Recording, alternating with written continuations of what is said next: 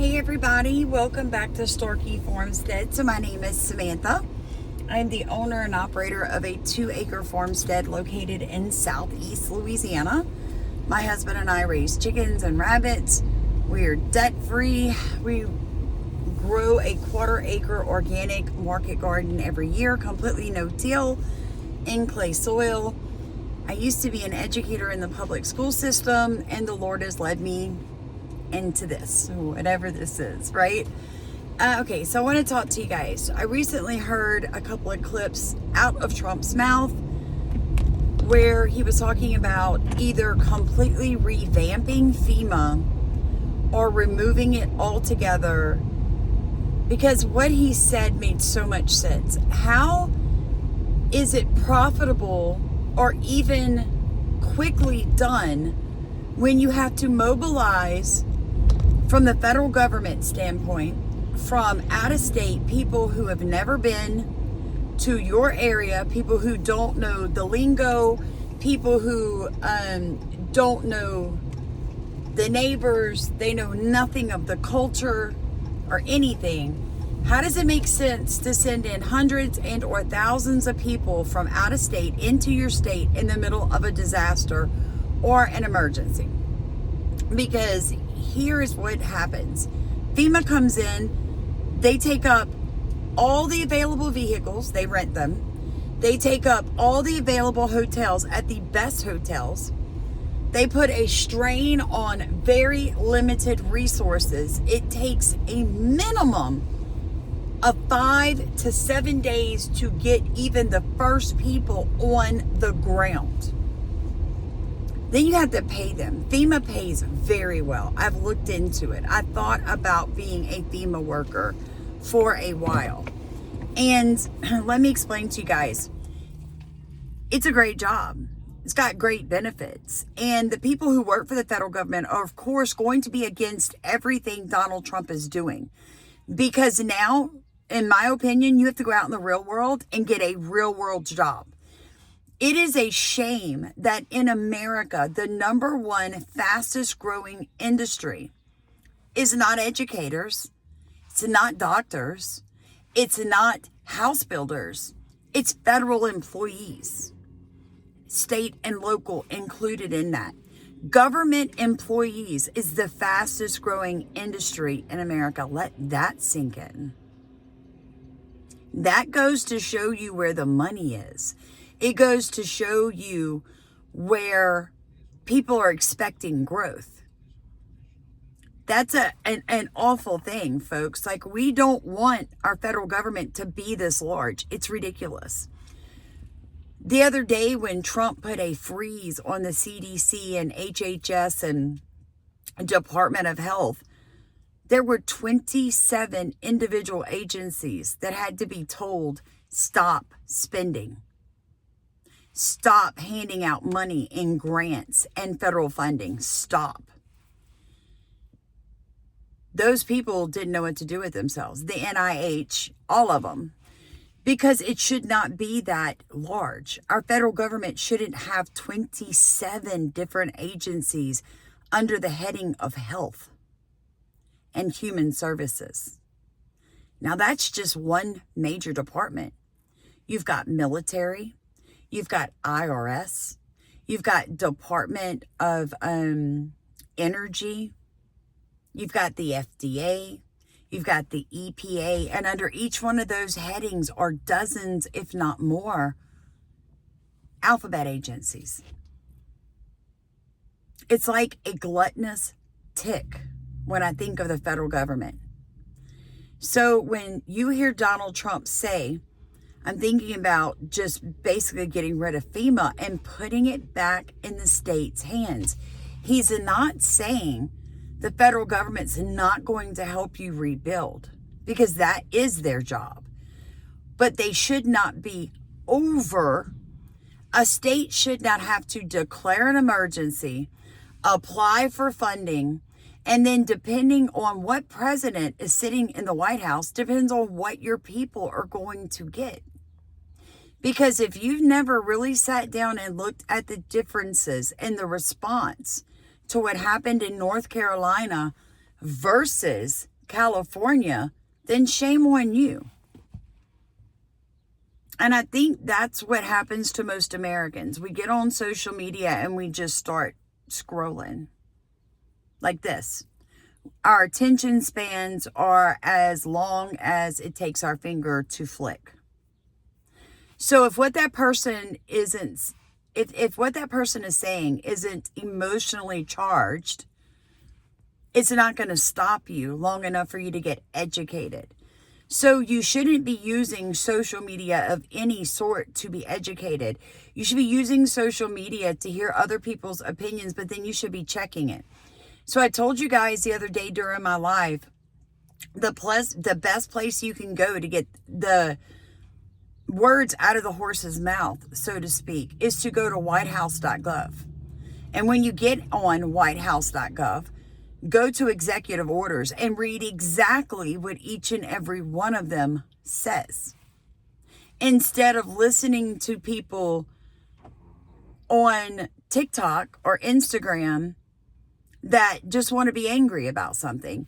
Because here's the thing, the algorithms push out misinformation. The algorithms are set in a way that they're going to feed you whatever information is needed to get you to sway your opinion. So I'm out running errands today, picking up rabbit feed and a few other things, visiting with my father-in-law. And I just started thinking about this. I think it's a good thing that FEMA gets absolved. We don't need FEMA.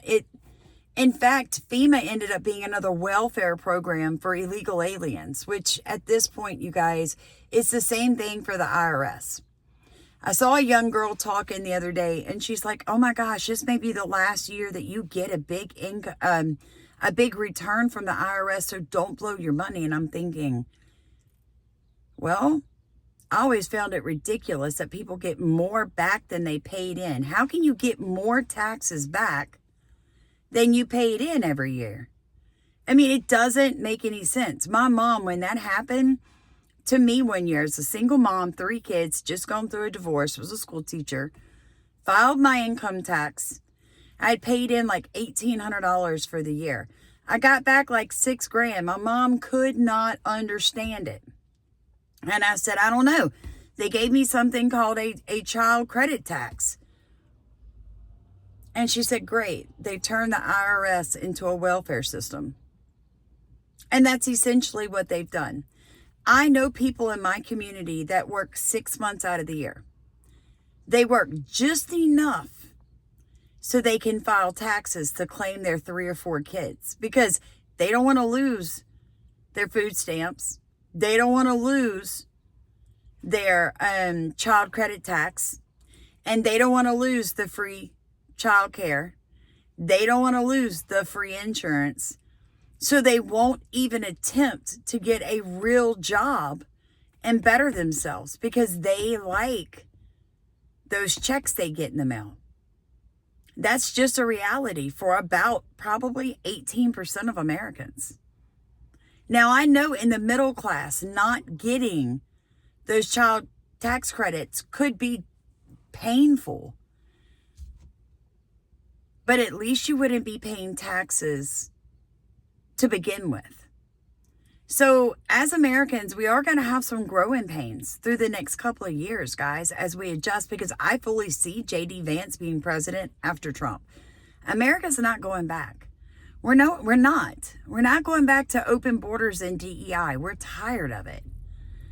We're tired of watching people like me and my husband refuse to get a credit card because we know if we get it, we'll never be able to pay it off. So I wear the same clothes year after year. I use the same materials season after season, fixing them, repurposing them, recycling them, refusing to get a credit card because I don't want the debt. Because I know once I get it, everything that I keep praying about and asking God to send me funds for, I'm just going to go spend it on that credit card. It's going to kill my faith. It's going to make me a slave to the system, and I'm just not going to do it. So my husband and I, everything we do, it has to be budgeted. It has to be prayed about. It's a step of faith every time we make a purchase or anything, because we know there's nothing to fall back on. There's no credit card to pay the bills if we mismanage our money that month. And I wish more Americans or Christians would stand up and join us in that fight. Because right now, America is not even being run as under capitalism. We're being run under debtism. It is the debt everybody has that keeps this country going. So if we could abolish that, if people would get rid of their mortgages and their car notes and their credit card notes and force the government to let our businesses run like they're supposed to, prosperity would come back for everybody. I just want you guys to think about everything I said. President Trump is doing a good job. Some of the things he's going to do, you and I may not even understand why he's doing that. But isn't that why we put him there? Because he knows more than we do? Just let that sink in.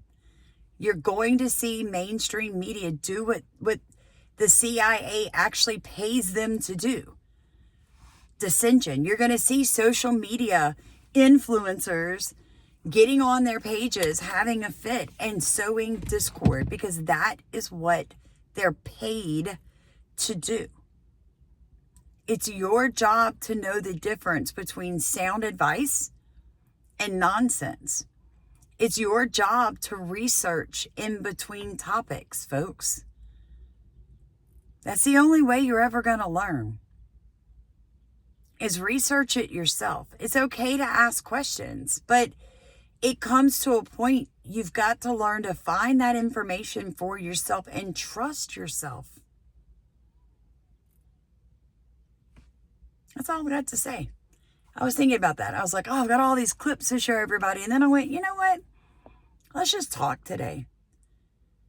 The clips are interesting, like the falling iguanas that fell out of the sky in Florida. That was hilarious. I laughed all morning about the falling iguanas. But it really comes down to, folks, a lot of major players are unhappy right now. A lot of different fundings are getting cut left and right. And these people who have, for years, lived off the hardworking sweat and taxes of millions of Americans don't know what to do with themselves. Now they have to go out there and sweat themselves. So my thing is, instead of questioning everything Trump does, why don't you just pray for him? Just do that. Just pray for him. I haven't seen anything that he's done yet that I think is upward. I know people are worried about the mRNA and the AI. I told you guys the other day, it's going to happen. That stuff's coming out. You're not putting it back in the box. So you might as well get ahead of the curve and get control of it while you still can. My thing is this: if you don't want to take it, don't take it. If you don't want to use AI, don't use AI. But you're not going to stop progress. You're simply not. I've been showing you guys brains in a dish with eyeballs on them in the last couple of months. I've been trying to wake you up to what the science is. It's horrific, but it's not going to stop. So don't let that be what sours the entire punch. Love you guys. Like, comment, subscribe.